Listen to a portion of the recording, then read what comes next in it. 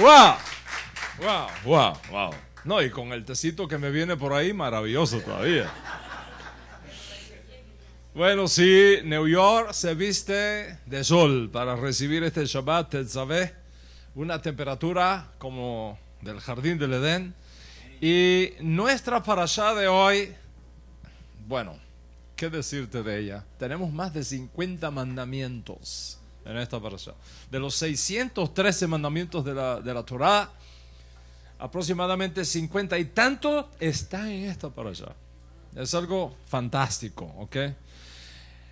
Primero, en esta parashá, fíjate bien, en esta parashá Hashem le dice a Moshe Rabenu que ordene al pueblo de Israel traer aceite de olivas puro, machacado a mano, ¿ok?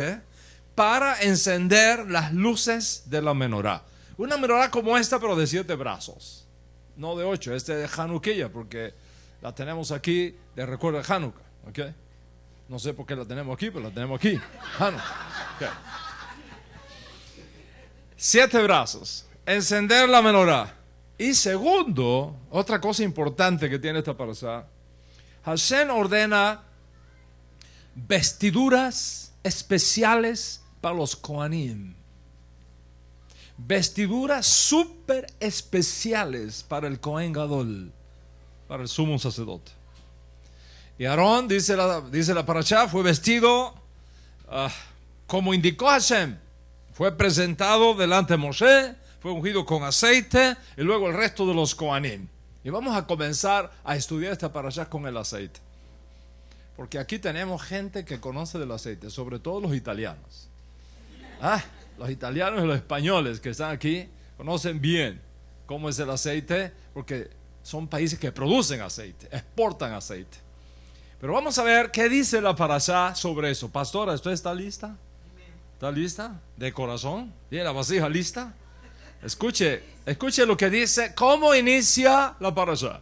¿Cómo inicia la parashá? Dice, Beatá tetzaveh et bnei Israel. Así vas a ordenarle, tú, Moshe Rabenu, tú le vas a ordenar a los hijos de Israel, Beyihu eleija, que hagan para ti, que preparen para ti, Shemen Sayid, aceite cristalino, aceite claro. Eso quiere decir puro. El primero que sale de la aceituna, ¿ok? Para la iluminación. ¿Y cómo tiene que hacerse este aceite? Dice, con aceitunas machacadas a mano. ¿Está escuchando? Aceitunas machacadas a mano. ¿Y para qué? Para mantener la lámpara encendida continuamente. Destaca aquí esta palabra que es tan impresionante. Dice, Eileja, para ti. Para ti. Moshe, diles que traigan para ti. No para Hashem. Hashem no necesita aceite. Hashem no necesita luz. Él es luz. Pero dice, Moshe, dile que traiga para ti. Según los gramatólogos, esta palabra no es necesaria. Es una palabra extra. Dice, ¿por qué razón la Torá la incluye? Porque en la Torá ninguna palabra falta, ninguna palabra sobra. ¿Por qué razón la incluye? Uno de mis escritores favoritos, maestros sefardíes, que siempre, no sé por qué siempre vuelvo a él, Maimónides, ¿okay? Maimónides explica en su comentario que era necesario llevar el aceite a Moshe Rabenu para que Moshe Rabenu comprobara si se había procesado correctamente. Porque si no se había procesado correctamente, es decir, si no se había machacado a mano, no servía para encender la luz de la menorá. ¿Y cuál era el proceso correcto? Tenían que ser machacadas a mano. Sí, imagínate una persona con su mano golpeando, ¿ok?, con un instrumento especial las aceitunas hasta que saliera ese aceite escondido adentro.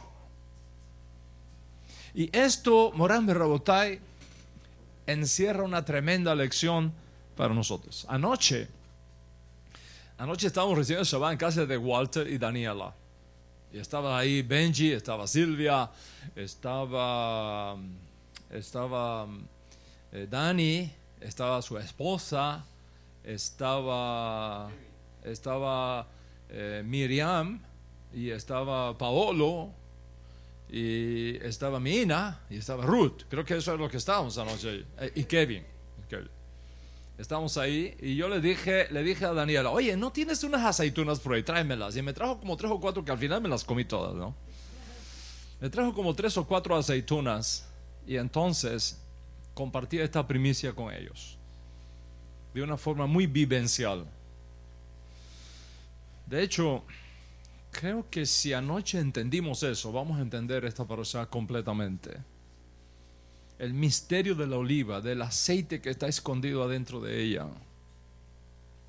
Y aquí está el asunto. Morán Berrabotai, el profeta Jeremías, comparte esta analogía con nosotros hoy, diciendo en su profecía: planta de olivo eres tú, Israel. ¿Está escuchando? Planta de olivo eres tú, Israel. ¿Por qué se compara a Israel con una oliva?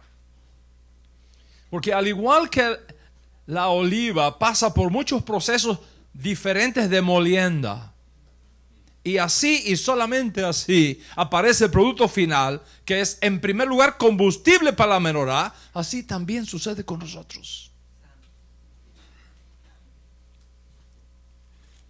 Pensemos en un adicto, una persona que lamentablemente está adicto a las drogas, o al alcohol, o a la pornografía, o cualquier otro tipo de adicción que daña enormemente su vida integral. Esa persona está en un curso de autodestrucción.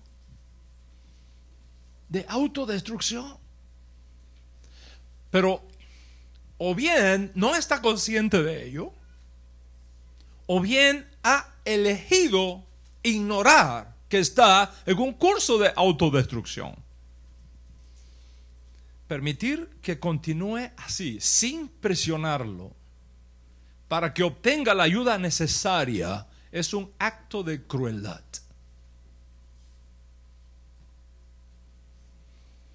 Quien realmente ame a esa persona hará que su vida sea lo suficientemente incómoda para lograr que reconsidere su estilo de vida. Pero si una persona que, o por ignorancia o por elección, anda en un estilo de vida de autodestrucción, y tú se lo pones todo fácil,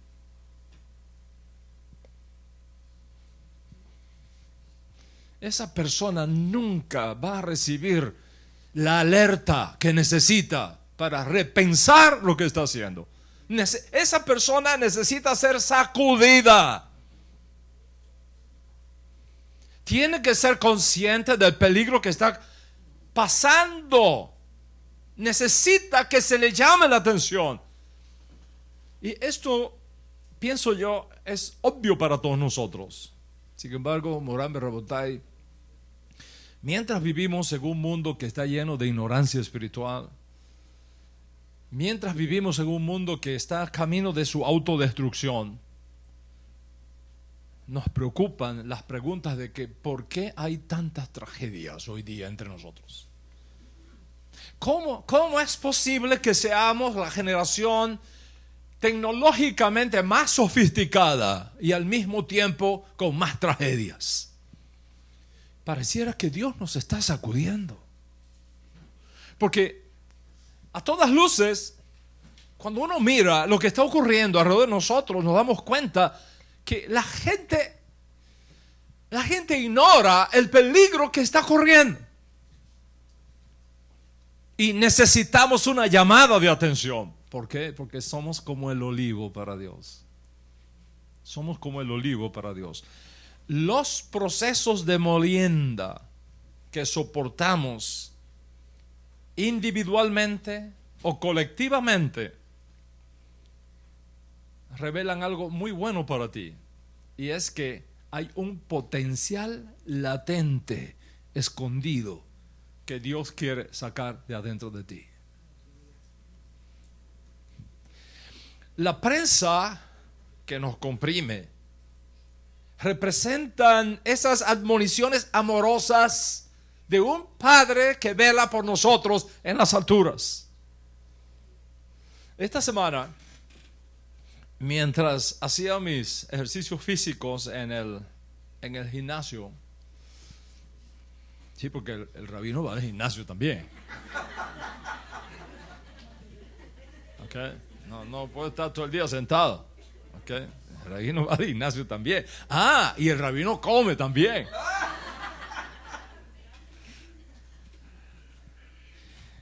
Y llora también. Igual que ustedes. Igual. Estaba en el gimnasio, tiene un televisor delante con noticias deportivas, porque en un gimnasio se ponen noticias deportivas, no va a poner películas, noticias deportivas. Y uno de los más interesantes reportes que dieron se basaba en una pregunta sobre el recién terminado torneo de fútbol americano. ¿Cuántos vieron el Super Bowl? No es de pena, es bueno ver. Es de las pocas cosas que podemos ver hoy día en la tele, ¿no? Estaban analizando lo del Super Bowl. Y la pregunta que estaban discutiendo los especialistas era esta. Escucha bien. Era esta.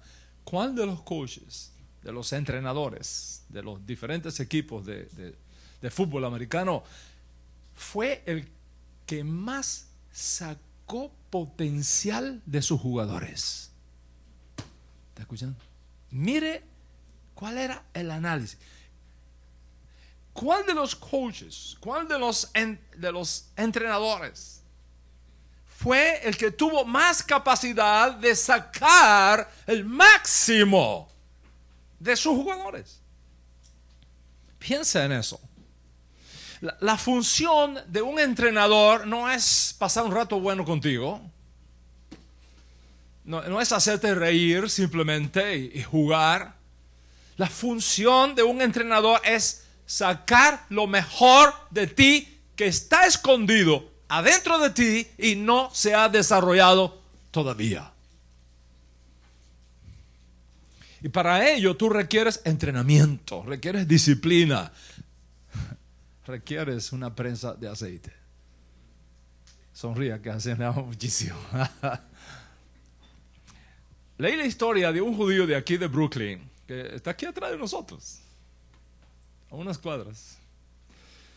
Este judío no guardaba nada, ni Shabbat, ni nada, secular completo. Pero le gustaba ir a Israel.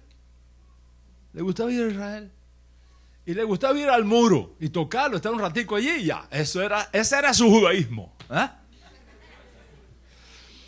Pero estando en el muro, se encuentra con un judío que inmediatamente se dio cuenta que este colega, este compatriota nuestro, no era muy experto en el orden del rezo.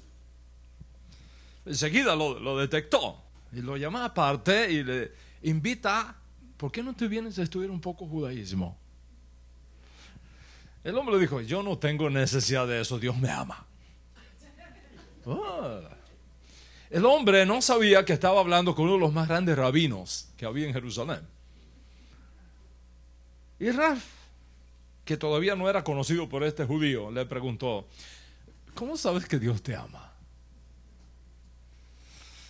Y el hombre le contó su historia. Le dijo: mira, te voy a contar por qué yo sé que Dios me ama. Yo estaba caminando por Nueva York y en el acantilado, en el estado, en la ciudad donde vivo, después de una fuerte lluvia, enorme lluvia, el suelo se deslizó repentinamente debajo de mis pies. Y me encontré en caída libre. En caída libre. Como un aluvión, ¿no? Todo parecía en cámara lenta. Y examinando el terreno que yo veía venir, lleno de rocas, dije, este es mi final. Aquí se acabó todo para mí. Este es mi último momento en este mundo.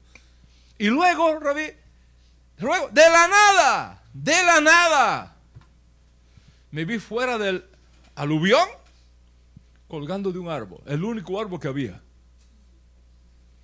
Y ahí me di cuenta que Dios extendió su mano amorosa y me colocó en el único árbol verde que había. Me bajé del árbol sin ni siquiera un rasguño. ¿No lo ves? Dios me ama.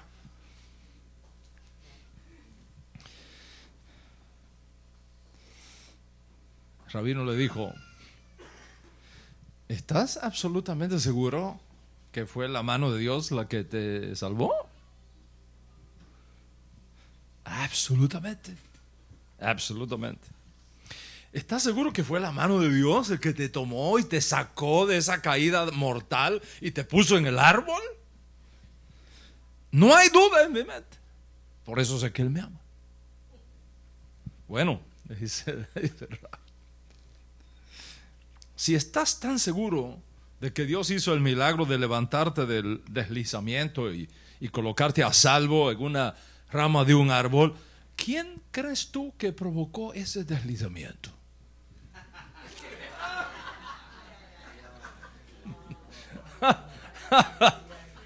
El hombre se queda pensando y dice, bueno, debió haber sido Dios también. Dice, perfecto.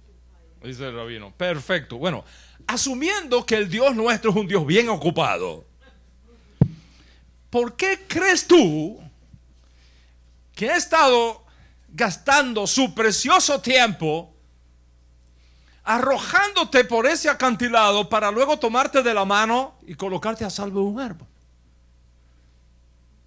Yo diría, le digo al Raf, que está tratando de llamar tu atención. Y te recomiendo que trates de darte cuenta por qué Dios quiere tu atención antes que sienta la necesidad de tirarte de nuevo por un abismo.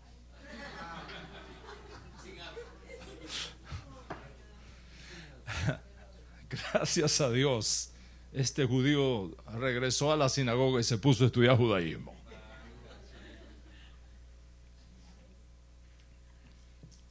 Todos los que hemos vivido en el campo, ¿cuántos han vivido en el campo acá? Yo he vivido en el campo.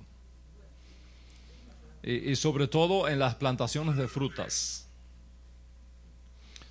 Sabemos de eso que se llama el proceso de la molienda. La caña de azúcar, el central, el trapiche y otras frutas. Se convierte una fruta en zumo, como dicen allá en España, en jugo. Esta parashá, Moran Rabotai, nos habla de olivas que tienen que pasar por un proceso de machacado, de un proceso de prensado para producir aceite. El aspecto único de la oliva es que en este proceso se transforma de un alimento comestible en combustible para producir luz. De comestible en combustible para encender la luz. Y ese proceso de prensado, ese proceso de molienda, lo transforma en algo totalmente diferente a lo que era la aceituna previamente. ¿Por qué te digo esto? Te digo esto porque todos pasamos de cuando en cuando por estos tipos de procesos de molienda. Y duele. Pastora, duele. Duele. La prensa duele. En el hebreo hay una palabra muy especial para esta prensa de aceite. Se llama Getsemaní. Getsemaní significa prensa de aceite. Y ahí te trituran, ahí te muelen, ahí te presionan, hasta que salga el aceite que sirve no solamente para comer, sino para transformarlo en energía, en luminaria. Porque somos como el olivo. El combustible está escondido adentro de nosotros. La mayoría no lo sabe que lo tiene. Pero adentro de ti, adentro de tu neshama, hay combustible escondido, con capacidad para encender una luz. Pero antes tienes que pasar por la prensa.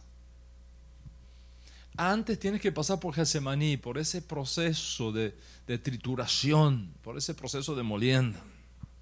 Y duele. Te digo que duele. ¿Sabes por qué te digo que duele? Porque yo he pasado por esos procesos un montón de veces. Y hay cosas que yo te he enseñado y que te han bendecido porque he pasado por el proceso de tribulación, de la molienda y la trituración. De no haber pasado por esa prensa y haber sido triturado, no podría haberte bendecido con estas clases de Torah.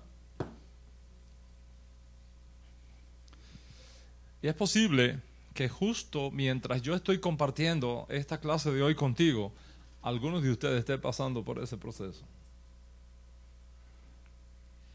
Donde sientes que ya no puedes más, que ya llegó el final.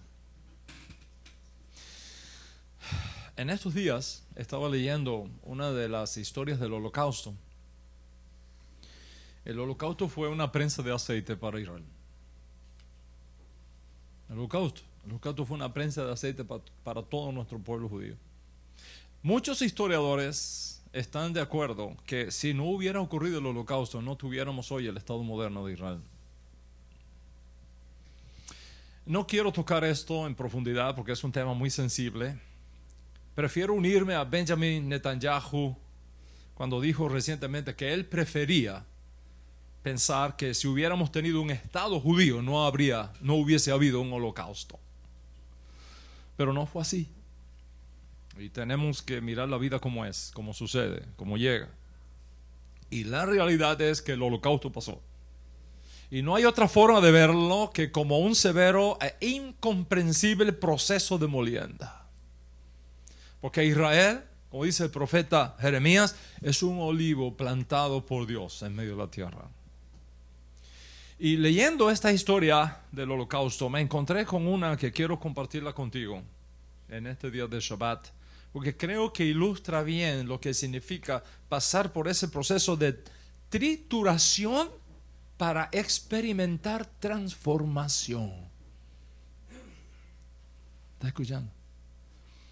Pasar por un proceso de trituración para experimentar transformación. Vamos a llamar a este personaje Levi. Levi, estamos en el año 1944, ya al final de la guerra.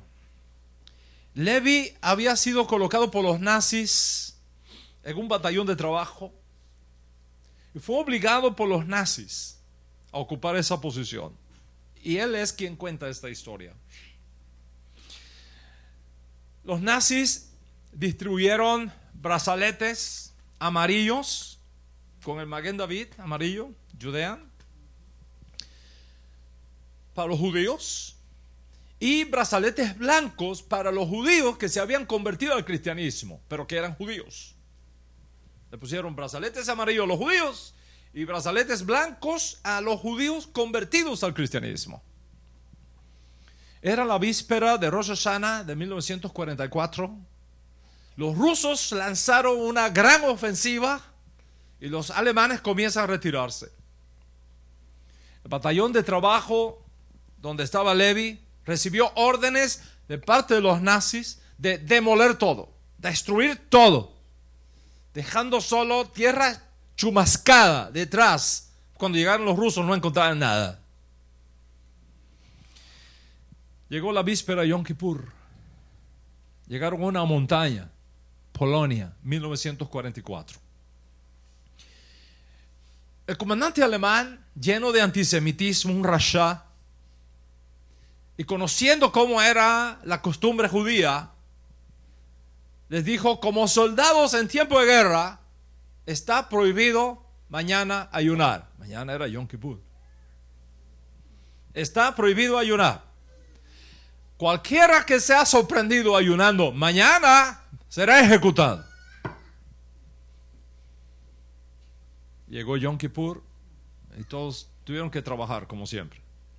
Fue difícil, cuenta Levi, porque las lluvias convirtieron ese lugar en un pantano fangoso.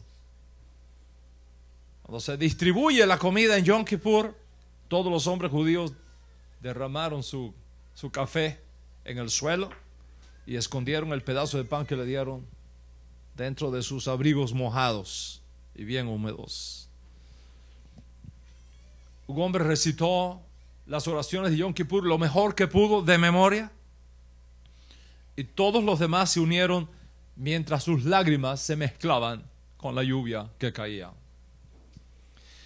Al ver esto, los judíos que tenían los brazaletes blancos, que se habían convertido al cristianismo, se juntaron con ellos y le dijeron: los hemos estado mirando y nosotros también queremos botar el café. Botaron el café y guardaron su pedazo de pan en sus ropas mojadas. Juntos hicieron la clausura de Yom Kippur. Y cuando finalmente cayó la noche, exhaustos, al pie de la montaña, estaban listos para sacar su pedazo de pan mojado, para romper el ayuno. Y justamente en ese momento aparece el comandante nazi con un grupo de soldados y les ordenan que se alineen delante. Formen fila delante de mí. Les dijo: sé que ayunaron, pero siendo un oficial benevolente de la mejor tradición alemana, no voy a invocar la pena de muerte que merecen. En su lugar, van a escalar esa montaña y después se van a lanzar hacia abajo, con el estómago pegado en la tierra. Cualquiera de ustedes que quiera arrepentirse puede decirme: me equivoqué y comí hoy. Levanta su mano y está exento. ¿Alguno de ustedes levanta la mano? Nadie levantó su mano, ni una sola. Y esos judíos cansados, empapados, hambrientos, demacrados, subiendo esa montaña húmeda y resbaladiza. Cuando llegaron arriba, allá están esperando los nazis. Dijeron: ahora se lanzan hacia abajo con el estómago pegado en el hielo. Cuando llegaron abajo, los nazis estaban esperando abajo y le dijeron: tienen que subir ahora otra vez. Pero antes de hacerlos subir otra vez, dice Levi, los ordenaron ponerse en pie, que se alinearan. Y el capitán, el comandante alemán, le dijo: ¿alguno de ustedes se quiere arrepentir y decir que comió en Yom Kippur por equivocación? Quedan exentos. Ni uno solo levantó la mano. Ni uno solo. 10 veces los hicieron subir y lanzarse. 10 veces. Finalmente, a la medianoche, cuando cesaron las lluvias, se detuvo esta prensa. Entonces pudieron comer y beber. Y mientras se sentaban tratando de calentar sus cuerpos friolentos alrededor de pequeñas fogatas, sus caras brillaban con un brillo extraño. El dolor era inmenso, inmenso, pero la alegría en el alma impresionante. Impresionante. ¿Por qué? Porque todos habían sido transformados. Todos habían sido transformados. Incluso estos judíos conversos se transformaron en Baal Teshuvah, en hijos del arrepentimiento, judíos que regresan dispuestos otra vez a arriesgar su vida por Hashem y por la Torah.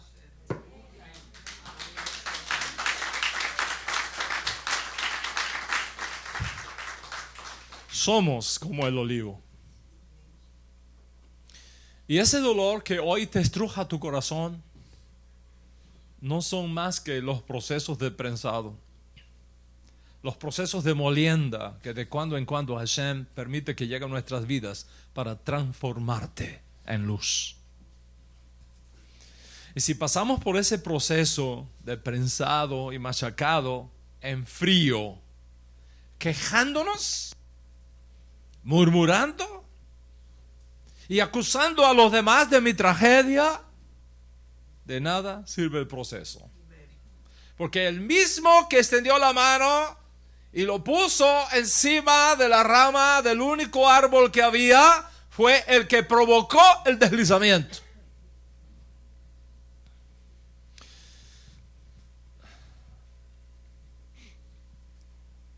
Muchos de ustedes están siendo llamados por Dios a moverse más allá de donde ahora te encuentras en tu servicio a Hashem. Hay muchos de ustedes que están siendo llamados por Dios a moverse a una posición de liderazgo.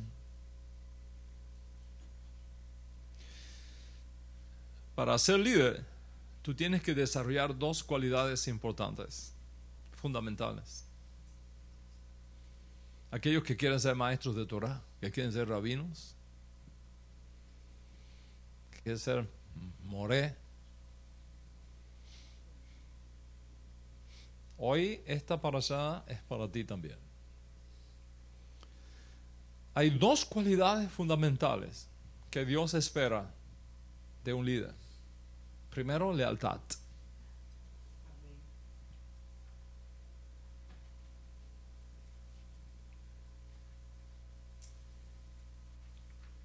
La lealtad tiene que ser la primera característica de un líder. Porque en la lealtad están escondidos todos los demás atributos del liderazgo. De la lealtad, Regino, fluyen la honestidad, la confianza. De la lealtad, Benji, surge la transparencia, la devoción, la rectitud, la amistad. Donde la lealtad no está presente, abundan la desconfianza, la traición, la ilegalidad, la hostilidad, la desvergüenza. No podemos ser líderes si no nos vestimos con las vestiduras de lealtad. No podemos. La lealtad a Dios, la lealtad a la Torah, la lealtad a Mashiach, la lealtad a tu rabino, la lealtad a tu jefe, la lealtad a tus compañeros, la lealtad a tu esposo, la lealtad a tu esposa, la lealtad a tus estudiantes, la lealtad a tus amigos, la lealtad a tus socios. Nadie nace leal. Tenemos que aprenderle en el camino. Y muchas veces, para que podamos adquirir lealtad, tenemos que pasar por la prensa de aceite, por el proceso de molienda, hasta que finalmente nos transformemos en personas confiables y leales.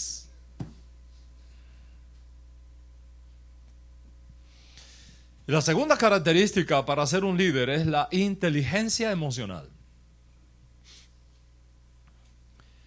En estos días compartía con ustedes por medio de las redes sociales que La prueba decisiva para un líder no es mantenerse firme en momentos calmos y convenientes. La prueba es mantenerte firme y calmado en tiempos de controversias, en tiempos de desafíos, cuando está en tus manos tomar decisiones que tienen consecuencias incómodas para otras personas. Saber hablar de cosas difíciles sin ofender, sin humillar, sin romper cosas, sin tirar platos, sin caerle a patadas al coche, sin maltratar a los demás, sin perder el control emocional. Y para que podamos llegar ahí y ser dignos de recibir esa bendición que Dios ha prometido y estar en esa posición de autoridad que te está siendo reservada, muchas veces el único camino que Dios encuentra es pasarnos por el Getsemaní, por la prueba, machacarnos, triturarnos hasta que salga el aceite. Que muchas veces, sin darnos cuenta, viajamos por una ruta de autodestrucción. Y permitir que continúes así, sin presionarte, sin apretarte, para que obtengas la ayuda que necesitas, sería un acto de crueldad. ¿Quién realmente te ama? Quien realmente te ama hará tu vida lo suficientemente incómoda para ayudarte a reconsiderar la ruta que estás eligiendo para tu vida. Hay momentos cuando necesitamos ser sacudidos, porque solamente así nos vamos a dar cuenta del peligro en que estamos. Hay momentos cuando tú necesitas una llamada de alerta, una señal de stop, una multa del policía.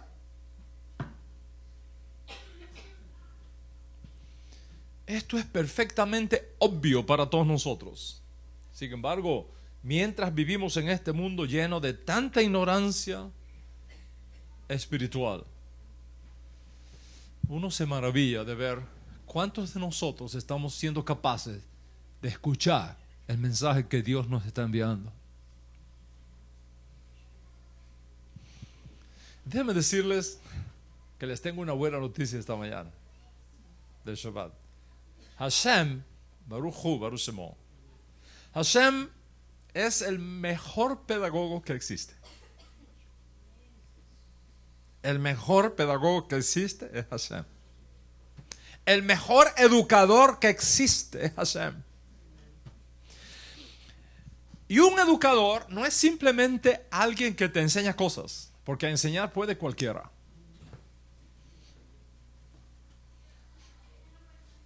Enseñar puede cualquiera. Educar, muy pocos. Educar es otra cosa diferente.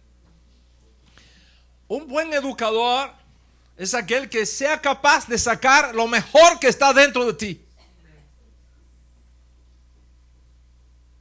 Un buen educador es uno que sea capaz de despertar tus habilidades escondidas y transformarte en luz. Y si tú encuentras a alguien que despierta en ti la chispa del servicio de Hashem, que despierta dentro de ti pasión por Hashem, que despierta dentro de ti amor por la gloria de su presencia, que te empuja hacia el encuentro con tu destino profético, ese es un maestro. Ese es un educador auténtico. Síguelo, siéntate a sus pies, bebe hasta del polvo que se levanta de su caminar por la vida. Síguelo.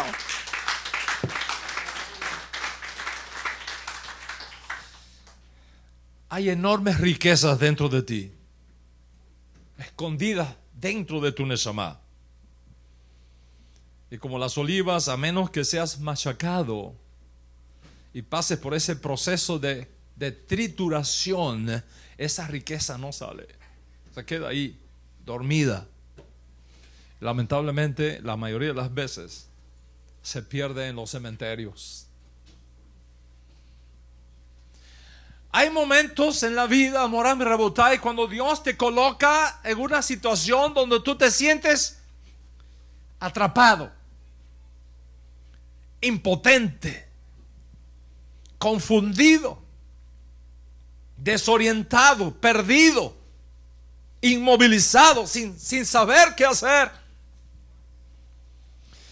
Hay momentos en la vida donde Dios te coloca en puntos de cambio, en momentos de transición, donde debes tomar decisiones trascendentales que van a afectar tu vida para siempre. Y en esos momentos, cuando te sientes presionado más allá de tu capacidad de resistencia y gritas por luz, pareciera que más oscuridad te rodea. Y gritas por un respiro y te ponen mayor peso. Y gritas por un descanso, por una prórroga, un pequeño bálsamo, un calmante, aunque sea un paliativo, pero algo que me permita por fin respirar un rato tranquilo. Y no llega. No llega. Cuando esos momentos te alcanzan, recuerda que tú eres olivo. Tú no eres una vasija vieja y desechada. Eres olivo plantado por Dios. Eres olivo plantado por Dios. Eres un olivo de Hashem. Y todavía tú tienes mucho que dar. Hay mucho combustible escondido que hacer brotar de ti. Todavía el mundo espera tu luz.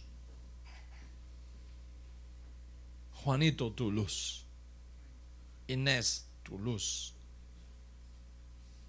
Abel, tu luz. Frank, tu luz. Jacinto, tu luz. Christopher, tu luz. El mundo la está esperando. La está esperando.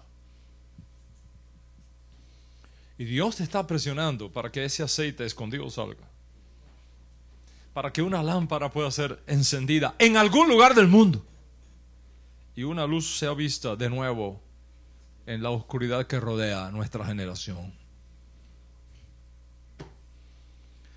Y muchas frutas pasan por este proceso de molienda. ¿Has visto las compotas de manzana para los niños?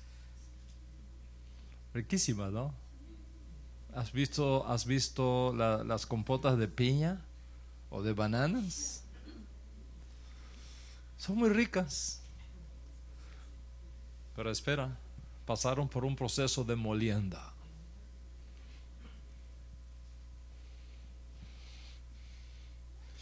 La aceituna, al mismo tiempo que es una fruta también, el fruto del olivo, tiene una característica única y diferente al resto de las frutas. Es por eso que Dios la llama planta de olivo eres tú. Y esa característica es que en su proceso de trituración se transforma de un alimento comestible en un combustible capaz de producir luz. Eso no lo hace la banana ni el coco ni la manzana, pero sí la oliva. Ese proceso de prensado en seco, con todo y lo doloroso que es, transforma la oliva en algo completamente diferente a lo que era su estado original. Y dentro de ti hay una enorme energía escondida. Dentro de ti hay enormes potenciales enormes habilidades escondidas, ignoradas. Y solamente pasando por estos momentos de trituración salen a la luz y se transforman en algo completamente diferente a lo que tú eras antes. Huir de la prensa. Huir del Getsemaní. Huir del proceso de machacado es huir de la transformación. Es alejarte de la posibilidad de descubrir tus riquezas escondidas. Es privarte de la posibilidad de alcanzar recursos escondidos que tú llevas dentro y que no sabías.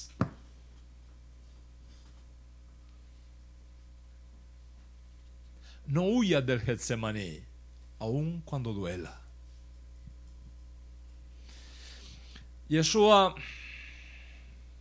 de memoria bendita, Yeshua fue llamado Ben Elohim, Hijo de Dios. Pero eso fue solamente el potencial. El potencial. Para lograrlo tenía que sufrir. Y por eso está escrito, por lo que sufrió, aprendió la obediencia. Y por aprender la obediencia en medio del dolor y en medio del sufrimiento del Getsemaní, Dios lo transformó en Señor y Mashiach por el milagro de la resurrección.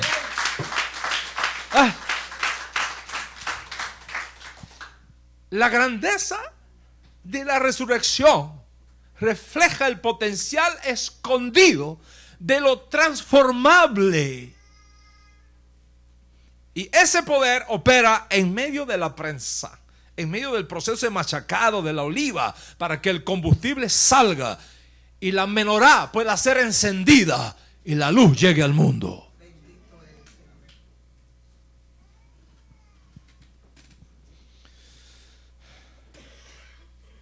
El gimnasio es un lugar donde tú expones tus músculos al dolor. Anoche hablamos de eso, Dani. El gimnasio es el lugar donde tú expones exprofesamente tus músculos al dolor, donde expones tus músculos a la tensión, a la tortura. Pero solo así tu cuerpo adquiere esa energía que requieres para estar sano, alerta y hormonal y emocionalmente estable. Mira un hipopótamo.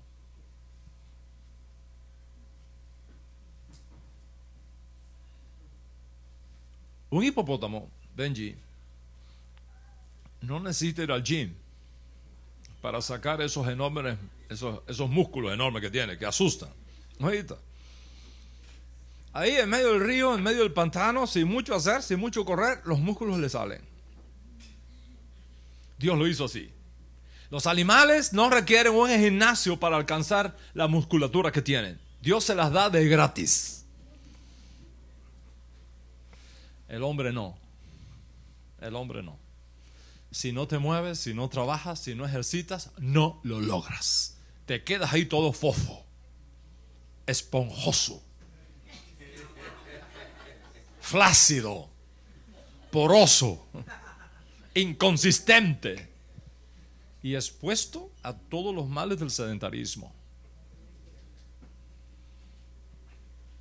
Estudios médicos revelan que el sedentarismo, ese quedarte ahí tirado en el sofá viendo tele horas y horas y horas y no hacer ejercicio físico, incrementa el sobrepeso, incrementa la obesidad, incrementa la hipertensión, incrementa la diabetes, incrementa el colesterol en la sangre, incrementa los cuadros depresivos.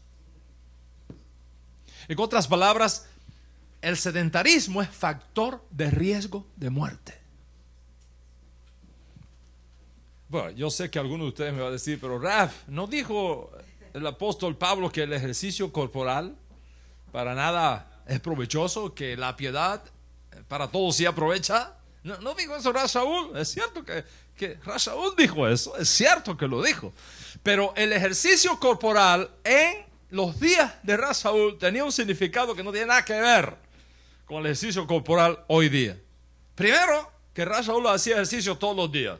Caminaba a pie, no en coche. Ras Shaul viajaba la mayor parte del tiempo en el carro de don Fernando. Un rato a pie y otro caminando. Cientos y cientos de millas a pie.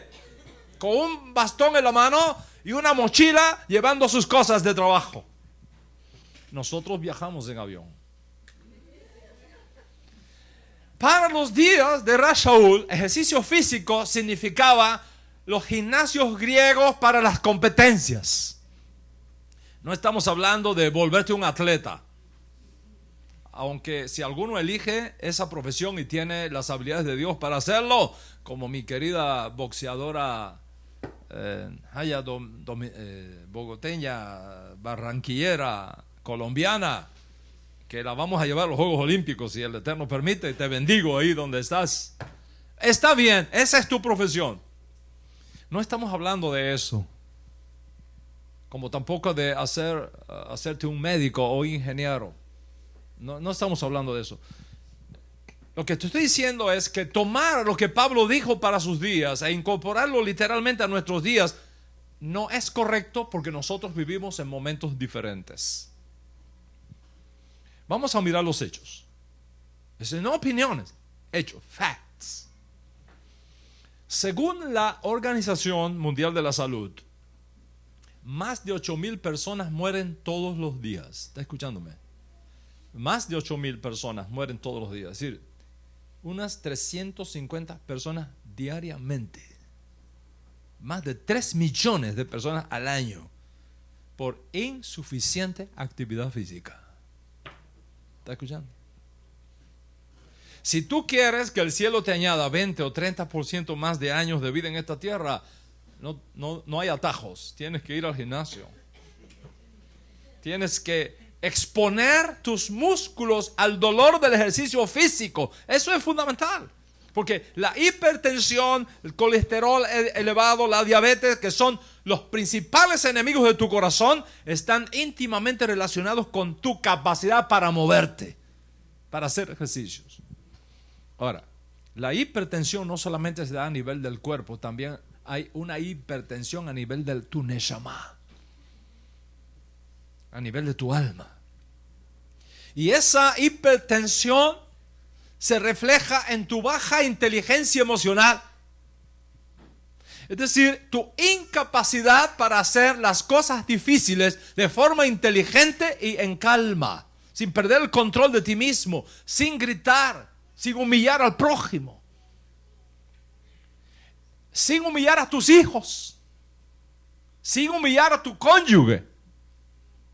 Y lo mismo ocurre con el colesterol elevado, que tiene su equivalente en el alma, en la presencia y fuerza y Yesejará en tu vida. Eso que ofusca tu visión espiritual, que no te permite ver lo que Dios tiene para ti. Y lo mismo con la diabetes, que tiene su contrapartida en el mundo espiritual. Piensa en lo que conocemos como diabetes tipo 2. Es lo que ocurre cuando el cuerpo de ciertas personas no produce la insulina necesaria o la usa inapropiadamente. La insulina es una hormona que ayuda a la glucosa a entrar en las células de tu cuerpo para darle la energía que requieren para su correcto funcionamiento. Cuando eso no ocurre, es desastroso para tu cuerpo. Y si eso no se corrige, puede causarte serios problemas en tu corazón. Puede causarte serios problemas en tus nervios. Puede causarte serios problemas en tus riñones. Puede causarte serios problemas en tus ojos. Hasta en tu dentadura.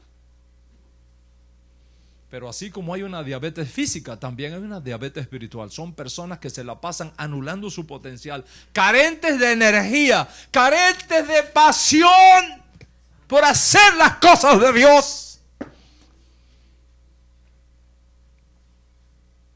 Y siempre hay que estarlos empujando. Para lograr que hagan algo, tienes que meterte un mes empujándolo. Sonría, que a Hashem le ama muchísimo. Y para despertarnos de ese letargo, de ese sedentarismo espiritual tan peligroso, Dios tiene que sacudirnos muchas veces. Tiene que enviarnos llamadas de emergencia.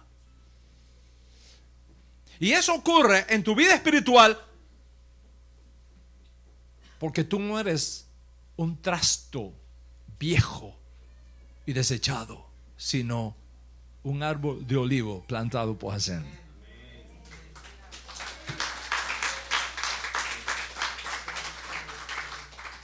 Porque somos plantío de olivo, aceitunas. Y la única manera de sacar el combustible latente y dormido es llevándolo a la prensa, machacándola, pasándola por ese proceso de trituración. Dentro de ti hay una enorme energía espiritual, enormes potenciales dormidos, enormes habilidades ignoradas. Y solamente pasando por esos procesos te puedes transformar.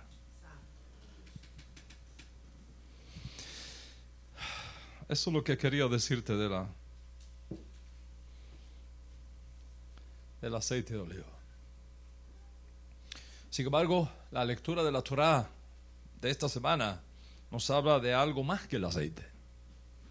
Describe las prendas especiales que llevaban los Kohanim, que tenían que llevar los sacerdotes, para poder entrar al santuario. Si no se ponían esas vestiduras, no podían entrar al santuario. No importa lo limpio que estuviera el cuerpo, si no tenía esas vestiduras, no podía entrar al santuario. Y esas prendas o esas vestiduras sacerdotales no eran cualquier cosa.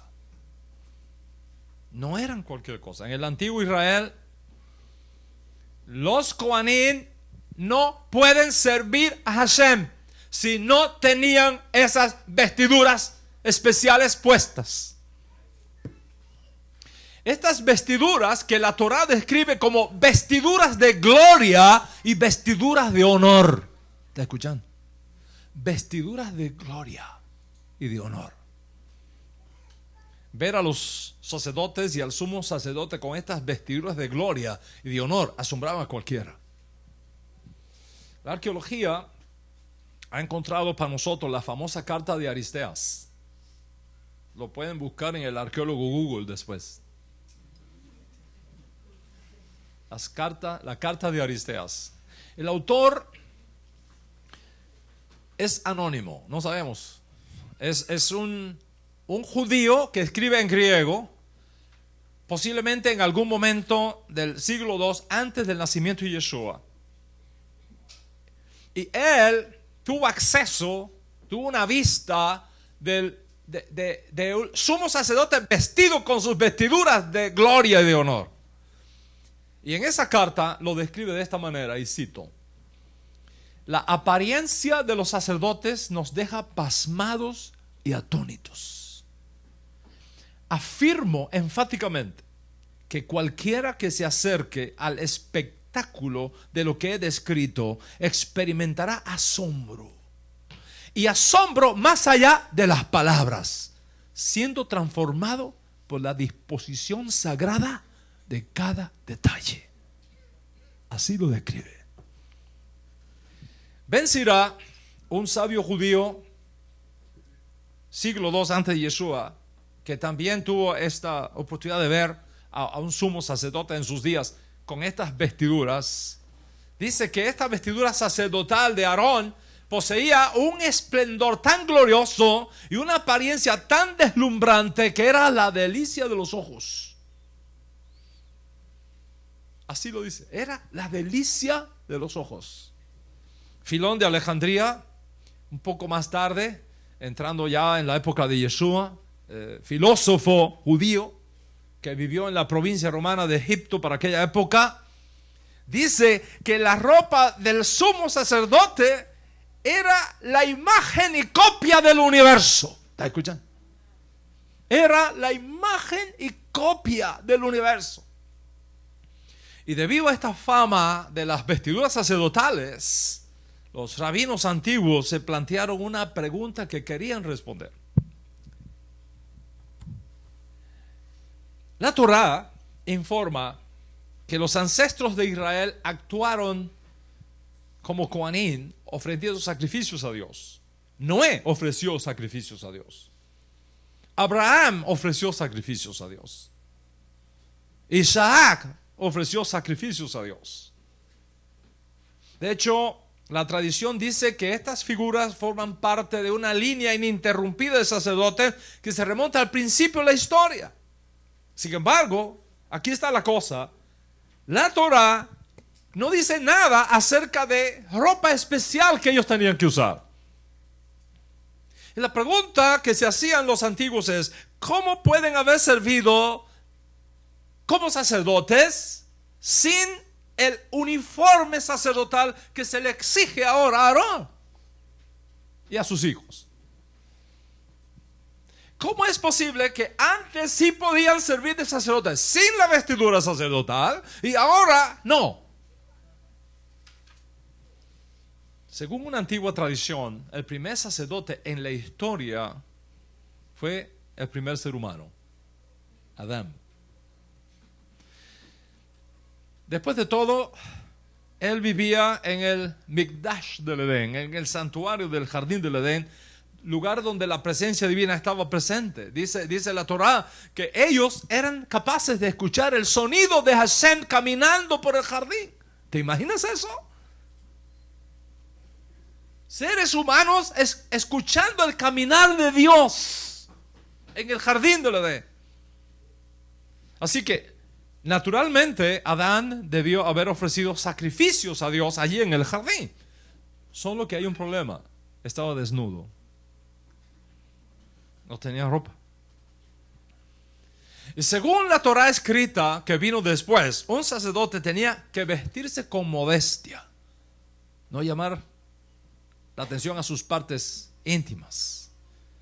Y aunque se decía que Adán y Eva tenían algún tipo de vestido de gloria en su piel, aparentemente no eran suficientes para permitir que Adán sirviera como sacerdote. Sin embargo, justo antes de la expulsión del Edén, a la pareja Dios le dio vestimentas especiales, vestimentas de piel que Adán y Eva usaron. Obviamente estas vestimentas no eran cualquier cosa, tenían que ser una maravilla, porque imagínate, Dios mismo las preparó para ellos.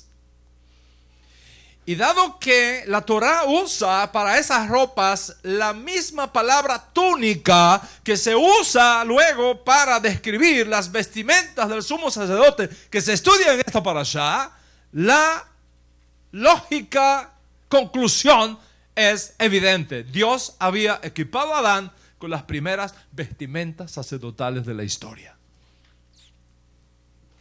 Por eso, una vez que Adán recibió esta vestimenta sagrada, se dice que ofreció un sacrificio de incienso y otras especies aromáticas como su primera ofrenda sacerdotal. Por supuesto, Adán no ofreció un sacrificio cruento. ¿Por qué no ofreció un sacrificio cruento? Porque él era vegetariano todavía. O sea, no comía carne, entonces ofreció sacrificios de lo que él comía, el sacrificio vegetal. La pregunta es: ¿qué pasó con sus ropas de gloria y esplendor con que Dios lo vistió como el primer sacerdote de la humanidad? Según nuestra Torá oral, esas ropas pasaron después de sacerdote a sacerdote. Noé las heredó. Y para hacer sacrificios se colocaba esa ropa. Después Noé se la pasó a Sem, a su hijo. Y de Sem pasó a Jacob. Y de Jacob pasó a Leví, que fue el heredero al sacerdocio. Y en ese momento los descendientes de Leví se convirtieron en la tribu exclusiva sacerdotal. Y más tarde, dentro de esa familia, la de Aarón, se convirtió en la familia de donde solamente pueden venir los sumos sacerdotes. Hasta este día en que estamos. ¿Qué pasó con esas prendas sacerdotales originales? ¿Qué pasó? Nadie sabe qué pasó. Pero la lectura de la Torah de este Shabbat destaca que los Kohanim tenían que usarla a partir de entonces. La pregunta es, todo eso se ha perdido. ¿Quién tendrá ahora el honor de nuevo de usar esas vestiduras que Dios hizo para Adán, el primer sumo sacerdote? Bueno, asumimos que cuando Hashem permita la reconstrucción del tercer templo, los levitas, los sacerdotes y el sumo sacerdote van a vestir sus vestiduras especiales. Eso está bien y lo entendemos. Pero la pregunta es, ¿dónde están esas vestiduras de gloria que Dios hizo para Adán? ¿Quién podrá llevarlas ahora?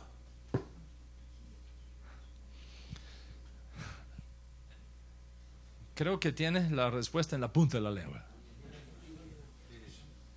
Pero tal vez te equivoques. La buena noticia es que esas vestiduras de gloria están disponibles para ti en tu Neshama.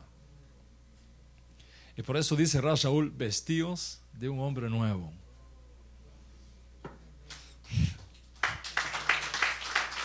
Dice Rav Shaul, vestidos de un hombre nuevo, creado por Dios, ese vestido creado por Dios para justicia y santidad de la verdad. Pónganse ahora esas vestiduras de Dios.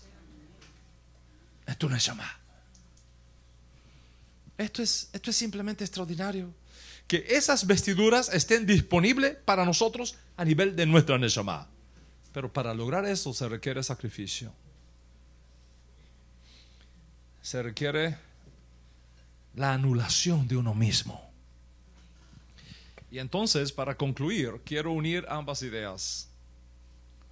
La idea de la aceituna triturada para producir combustible para encender la luz, y las vestiduras de gloria de la santidad de la verdad. No hay manera, escúchenme, no hay manera de traer luz a este mundo excepto unificando estas dos ideas: una aceituna triturada y un vestido de gloria. La aceituna triturada nos habla del concepto de bitul, de la anulación de uno mismo por medio del sacrificio personal, de pasar por ese proceso de prensado. No hay modo de experimentar transformación personal e impacto en la vida de los demás excepto que tú estés dispuesto a sacrificarte. Hay momentos, Moran Rabotai, díganmelo a mí, créanmelo. No vengo de una oficina, vengo del campo de batalla a decirte esto. Hay momentos cuando nos toca sacrificar tiempo, sacrificar confort, sacrificar recursos, sacrificar deseos, sacrificar sueños, incluso sacrificar la vida para lograr el milagro de la transformación. Cada día que pasa, estos grandes ideales que acompañaron la experiencia de aquellos grandes hombres de los cuales Yeshua se levanta como un punto de referencia supremo, él está dispuesto a sacrificar su propia vida en aras de cumplir la misión que Dios le había confiado.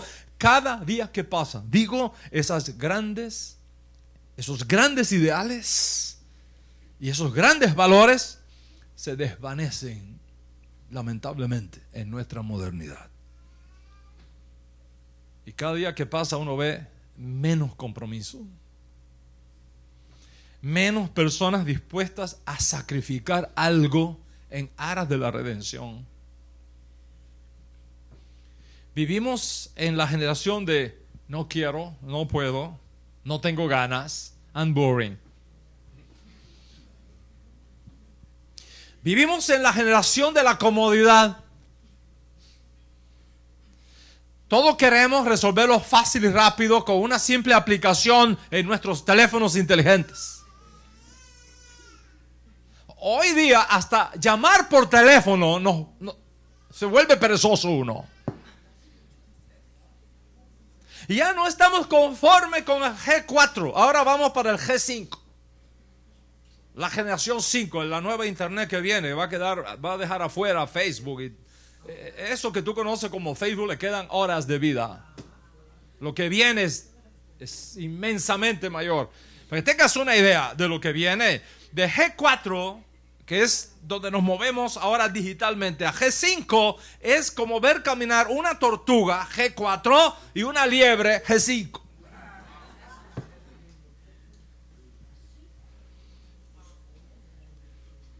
Entonces, si le preguntamos a una persona en este tiempo, ¿qué significa para ti sacrificio? Lo más probable es que no tenga ni idea de lo que se trata. Porque vivimos en una generación donde el materialismo, el consumismo, el egoísmo nos enceguece, nos arruina, nos roba el potencial, nos roba la espiritualidad. Y lo peor de todo, nos roba esos momentos sagrados de conexión con Dios.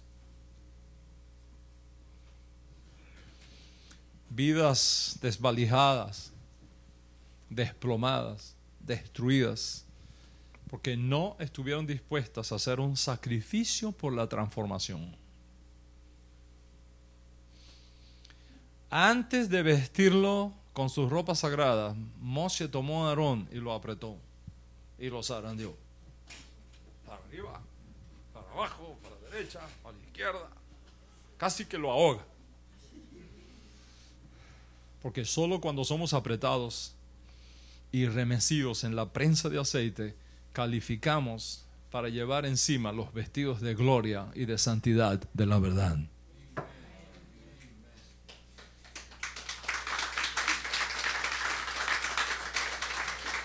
Hoy, esta parashá te está llamando a huir de la pereza, a alejarte del conformismo, a huir de la vagancia espiritual y estar dispuesto a permitirle a Dios que saque toda la riqueza escondida que llevas por dentro, aun cuando eso implique pasarte por la prensa de aceite.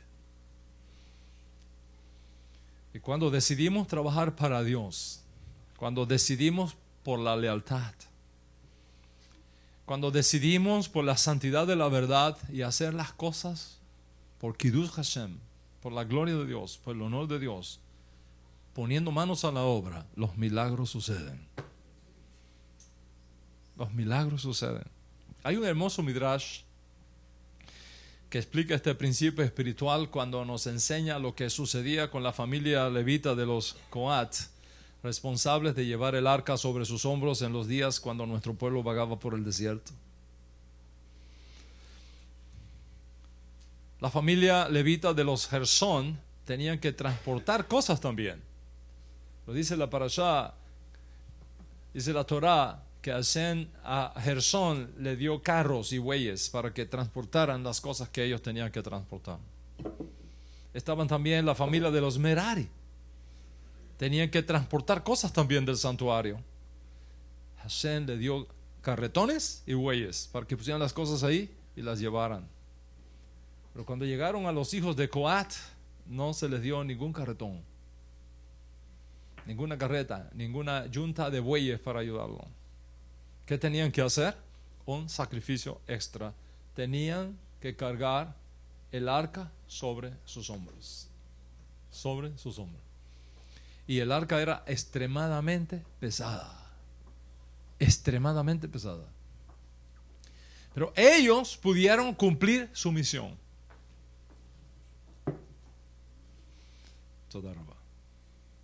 Ellos pudieron cumplir su misión. ¿Por qué? ¿Cómo es que pudieron cumplir su misión? Dice el Midrash, que cuando hacían ese esfuerzo tremendo por alzar el arca y colocarla sobre sus hombros, las varas, colocar el arca sobre sus hombros, sentían el peso de la misma, se alegraban tanto por el honor de llevarla que sucedió un milagro. El arca comenzaba a flotar en el aire y no tenía peso ninguno sobre sus hombros. Pero no solamente eso, dice Midrash que el arca misma al flotar los levantaba y los llevaba flotando por el aire.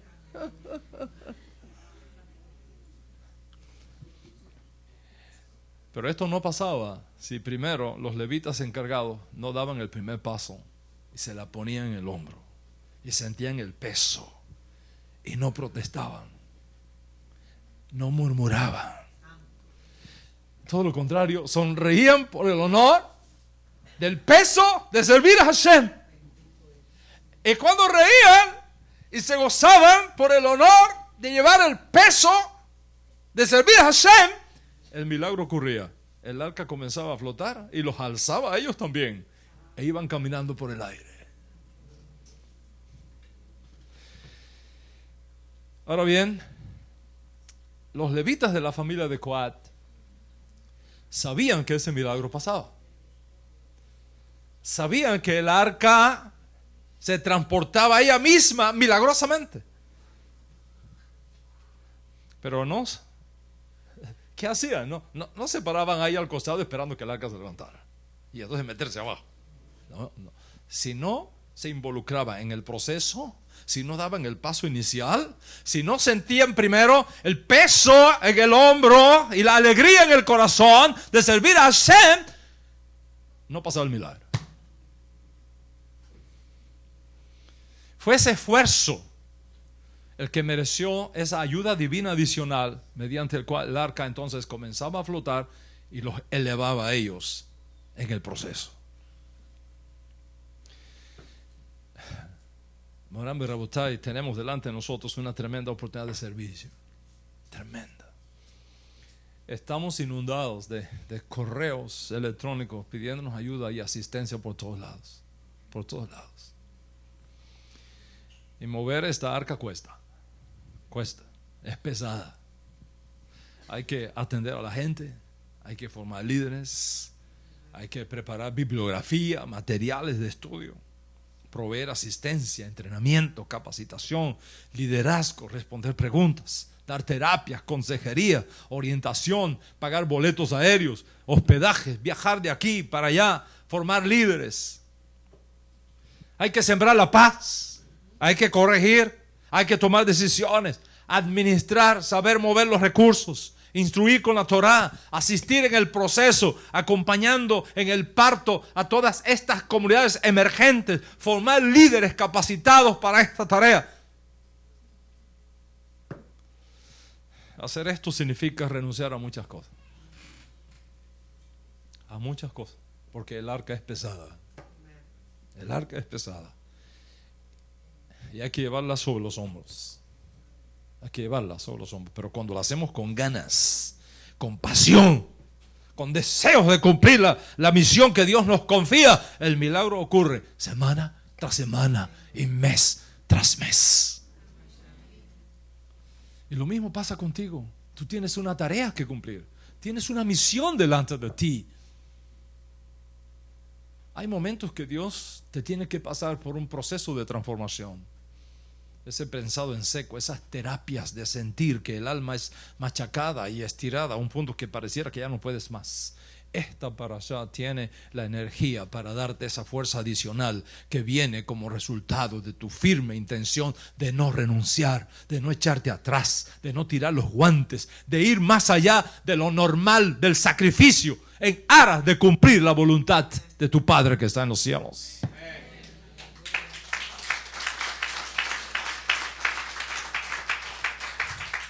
Rambo Rabustai, sin sacrificio no se logra nada. Nada. Y ese es el llamado que Dios te hace hoy. Ese es el llamado que Dios te está haciendo hoy. Para algunos de ustedes, el llamado es soportar mis brazos. Soportar mis brazos. Soportar mis manos. Para que este servicio que hacemos al Eterno llene toda la faz de la tierra. Y quiero agradecer a cada uno de ustedes que reza por mí. A todas las madres de Israel que encienden una vela por mí cada Shabbat en sus casas.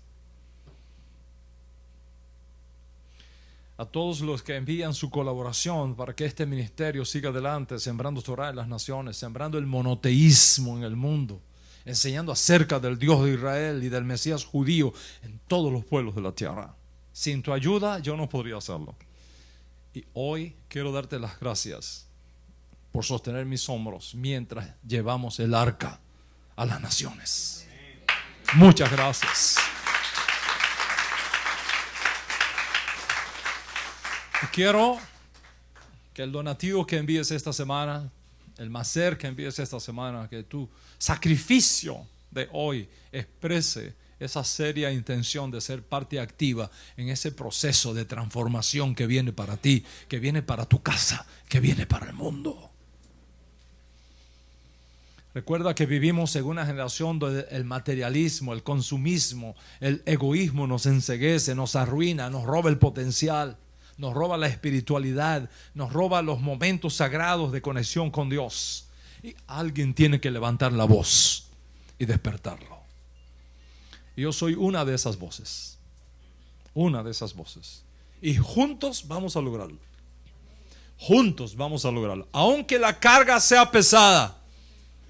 Aun cuando tengamos que pasar, Paolo, por el tiempo de prensado, de trituración, creemos en el milagro de la transformación y creemos en lo sagrado de las vestimentas de gloria y santidad de la verdad.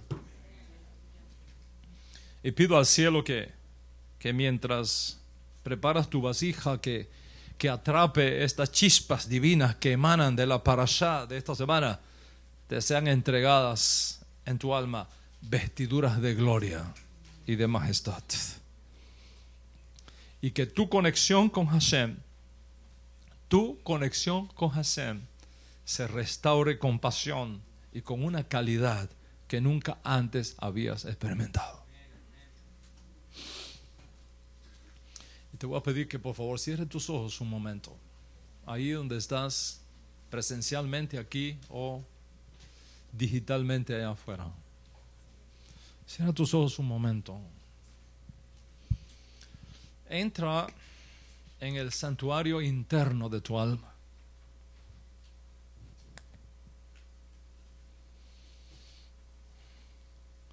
Mírate adentro de ti.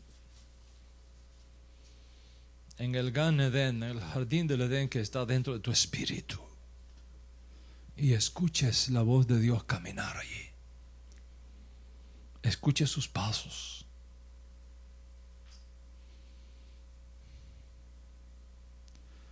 Y tú puedas decirle hoy a Dios,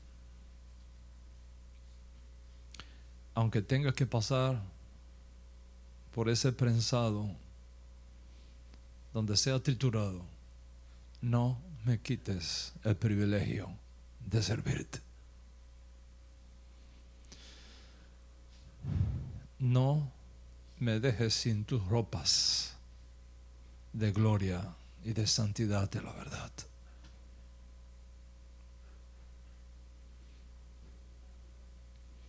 Echad Eloheinu Baruch Adonenu Baruch Shemo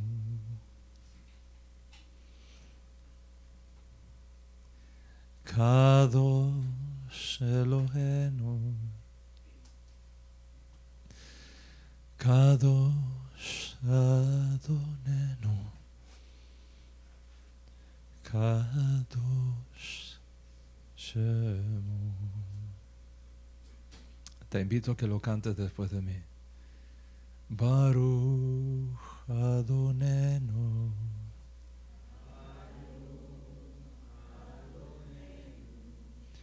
Baruch Eloheinu Baruch Shemo.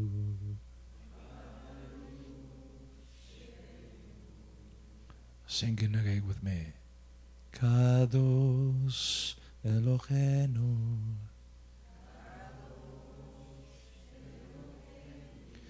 Kadosh Adonenu,